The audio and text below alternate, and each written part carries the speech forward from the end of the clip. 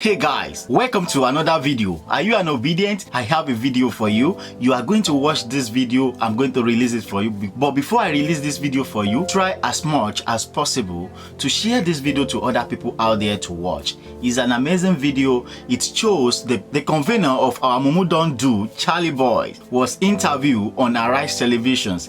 Hear what he said about Peter Obi. Hear what he said about the 4 million match that is happening in Lagos. Hear what he said about how Peter Obi is going to win the election in 2023. It really shows that we should prepare our mind for 2023 general elections. Watch the video and we'll be right back. Tomorrow is Saturday, October the 1st, 2022, which is Nigeria's 62nd independence anniversary. But it's also a day that supporters of Peter Obi, the Labour Party's presidential candidate, will be converging on Lagos for what has been tagged Obi Dati 4 Million Man March to create greater awareness for the former governor of Anambra State, who just on Wednesday kicked off his campaign for next year's presidential election at the Langtang Stadium in Jos, the capital Plateau State.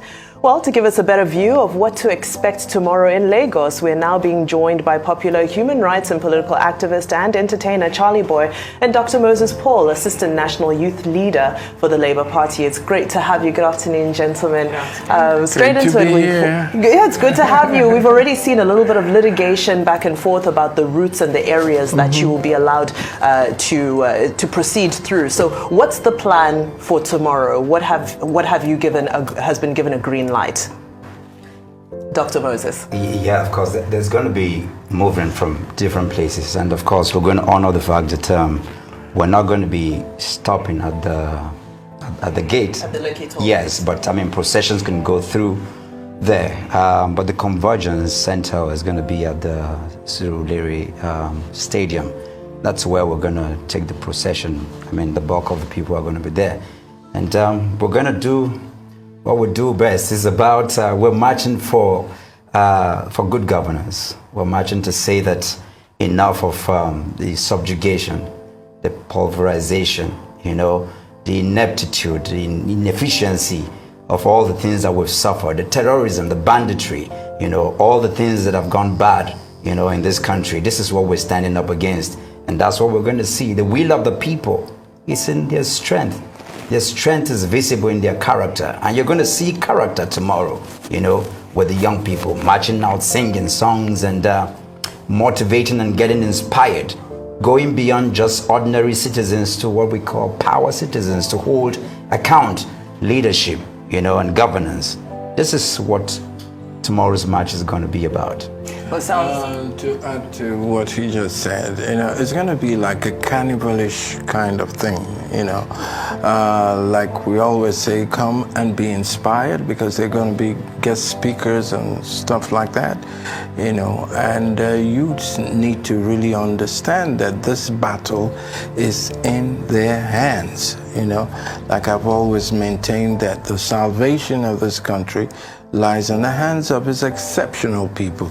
Who are those people? The youths. Fantastic. Now, of course, it definitely sounds like you're going to be starting strong. So how are you going to sustain that momentum after tomorrow? I mean, you saw what happened in Abuja, and it's going round. So the sustaining it is not even an issue, because we're building beyond Obi. We're building the next generation. My generation grew up under what you call the military rule, so we still get fierce more. And then you have the NSAS generation, but there's a generation after the NSAS, which is important. We need to build their resolve. We need to sharpen, that ideology of discipline, of staying consistency. He's been there for over 4 decades, been consistent with a particular narrative. This is what we're doing, much more than the party, much more than the candidates. Nigeria is evolving. Regardless of who emerges right now, Nigeria is not the same anymore. And that narrative needs to be strengthened. And that's what we're carrying all over the country. So it's going to be sustained as long as we're able to build that ideology. Once you can build that ideology, sustaining it is just... How prepared are you for any kind of, to manage any situation? Of course, there was that misinformation about the Lekki toll gate being the venue for your convergence, but that was already dismissed, that it was never on the agenda, but will still happen in Lekki. How prepared are you, for any any issues that might arise? Well, yeah,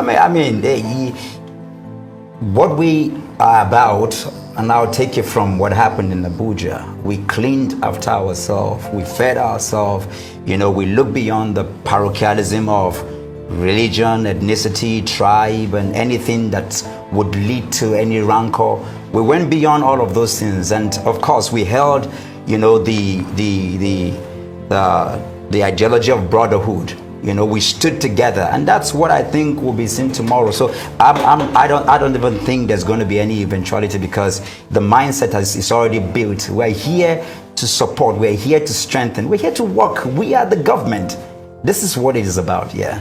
Now, speaking about we are the government, maybe rather we are hopefully the government in waiting, referring to yourselves. It seems as though the Surulere Stadium may not be 100% confirmed yet. Of course, it's an asset that has to be confirmed by the state. What's the situation with this, and what are some of the some of the things that have been put into place if later today or tomorrow we do find ourselves in a situation where the state has not released this venue? Yeah, of course. Talking with the chairman of the party, we've had meetings back and forth. Regardless of whatever happens, we're going to march. Whether we enter the stadium or we stay outside, we're going to march. There's no going back on this. This is the point, and we're not going to get violent. We're bringing superior negotiations and intelligence to the table. If we can't do that, then we're not even worthy of being called the next generational leadership. So whatever happens, whatever the government of the day decide, we're going to march. We're moving forward. So this goes beyond the venue. Right? Oh, absolutely. So this is not about the venue; it's about the cause and sensitizing people. Now, I'm just wondering, what is the biggest highlight you look forward to tomorrow when you're able? Let's say you're not able to get in the stadium, and all these things all these hindrances that you foresee actually manifest. What do you hope to achieve tomorrow in spite of all this? What's the biggest? The biggest achievement tomorrow will be the narrative of understanding that the people who destroy us, who kill us as black people abroad, they don't decipher, they don't look at the differences between Nigerians and Ghanaians, they don't look at the difference between Ethiopians and Rwandans or any other. What they see is just blackness, so they kill black. We want that to resonate. But it's also important to know that those who kill us at home, they divide us along the lines of our tribes, along the lines of our religion. They have no value for our shared brotherhood.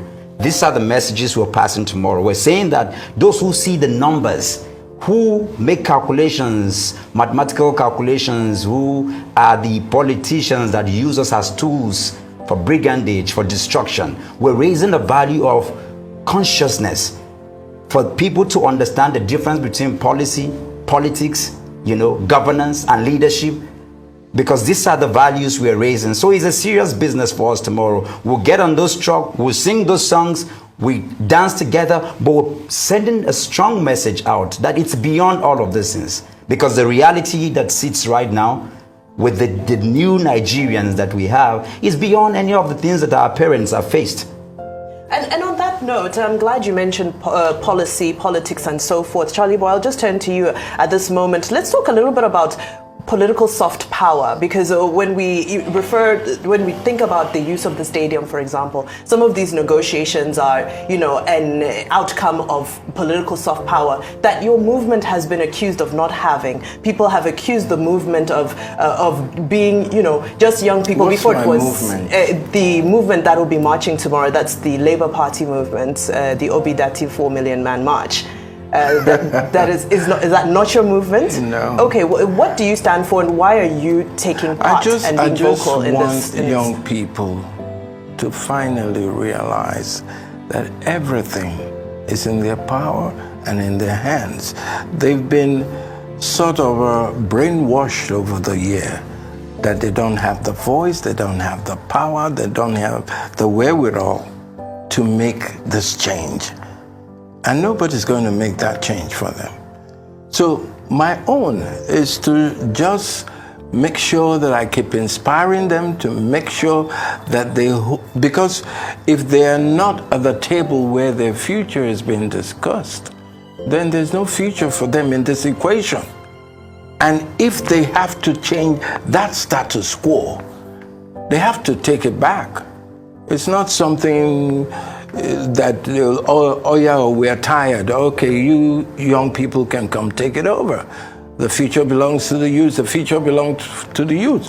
For how long will they keep telling us this?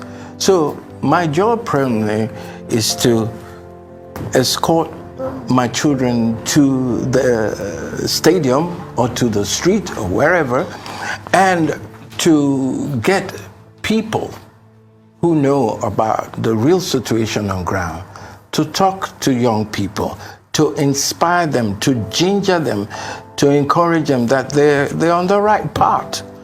Okay, so finally in my lifetime, I dare say, dear Mumu don't do, and enough is enough.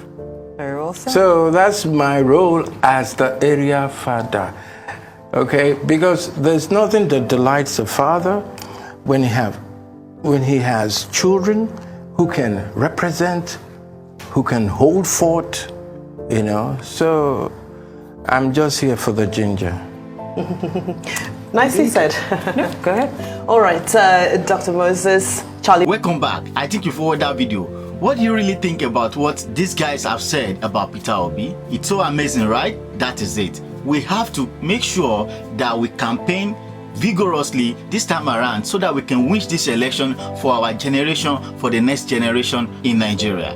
Let's continue share this video. Share the videos to the people out there. Let us know that the new Nigeria is possible. Thank you for watching MaiMediaTV. See you in another video. Peace out.